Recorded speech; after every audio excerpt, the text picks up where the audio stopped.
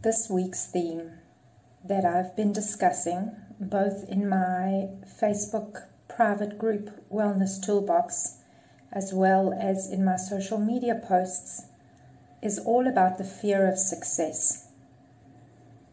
Fear of success actually is a term. It's called Achievemephobia.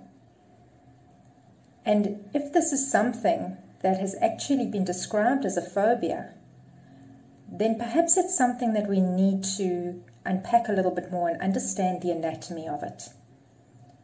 In general, we can understand what the fear of failure is about, especially if you are somebody who is always driven to succeed, who wants to achieve goals and sets goals in order to be able to really strive for them. But there's an equal fear that many people have for success. What this boils down to is understanding where the fear actually comes from, whether it's failure, whether it's success. And the fear itself is all about shifting from one place in your life to another. So when we would succeed at something, if we were to set our minds to achieve something and actually succeed in getting there, the shift from going from a place of moving, or same term, shift and movement, from where you happen to have been now into a new dimension, having achieved this goal, is very uncertain. When you achieve and when you succeed, how does that then change your life? And this is what this uncomfortable feeling is all about. When we are in our comfort zone, even if we are not really happy there, if we tell ourselves a story about why we happen to be there, I can't do this in my life because I am unable to achieve something.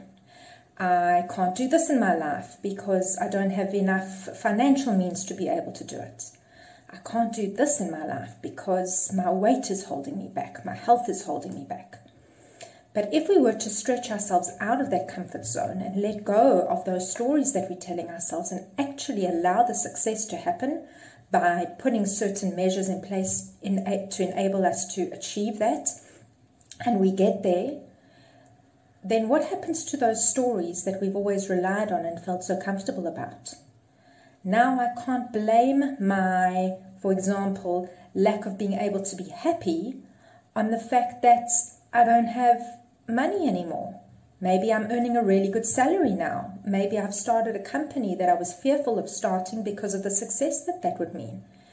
And all of a sudden, I realize that my happiness was not dependent on having money, but was actually had to do with something else entirely. Perhaps my excuse for ill health, or my excuse for being at a weight that is not right for me, was holding me back from actually engaging socially. And maybe that's the fear that is involved, not actually losing the weight or becoming healthier, but actually then having to, or not having an excuse to use that I could now be in social situations. We all are very comfortable in our own comfort zones. But the truth is that what lies just beyond that is really what is meant for us. I mean, we can stay in our comfort zones our whole life and never experience the growth and always have the excuse of why we're never getting somewhere. But the truth is that anybody who's pushed those boundaries, anybody who's attempted to shift from that comfort zone, just that little bit outside of that comfort zone, all of a sudden feels a sense of relief at having actually made a step. Experience that shift. Is this always easy? Does it always feel comfortable? For a lot of people, no. And in some areas of your life, it may feel more comfortable than others.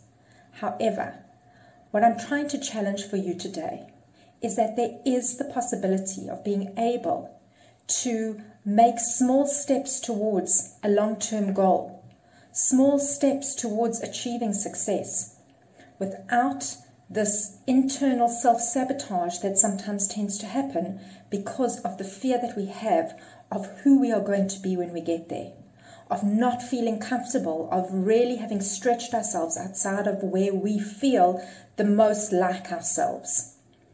The truth is that, as I'd said, just outside of that comfort zone, you have the possibility of feeling like you are more empowered, more successful, to be closer to what you are desiring in this world. And I'm not speaking about happiness necessarily, because we can be out of our comfort zone and still not be happy. So there are many dimensions to this. There are many ideas around this concept of how we can move from one position to another. How, if we find ourselves placing our own obstacles in our path, self-sabotaging our own goals, which really and truly would be for our absolute benefit, that together with assistance, with breaking down the steps from where you are to where you want to get to, without it seeming so overwhelming, getting the right person on board to help you in this process is so incredibly valuable. And as you start shifting and stretching and you develop the ability to feel more confident every time you stretch that little bit further, take another step in the right direction, even if sometimes you have to take a step backwards, as long as the movement in general is always in the right direction, you will find over time that this fear of success, this fear of leaving your comfort zone, this unknown shift that happens from one space to another becomes that much easier to deal with. If this is something that you feel you need assistance with, please find the right person to assist you. I'm happy to help you if you want to get in touch with me and find out more about how I work and how I assist my clients really making good strides towards achieving a goal and recognizing where their faltering footsteps may be in order to avoid the self-sabotage that sometimes comes so naturally in certain areas. I hope this post has been helpful to you today. Have a wonderful day and a wonderful week further. Take care.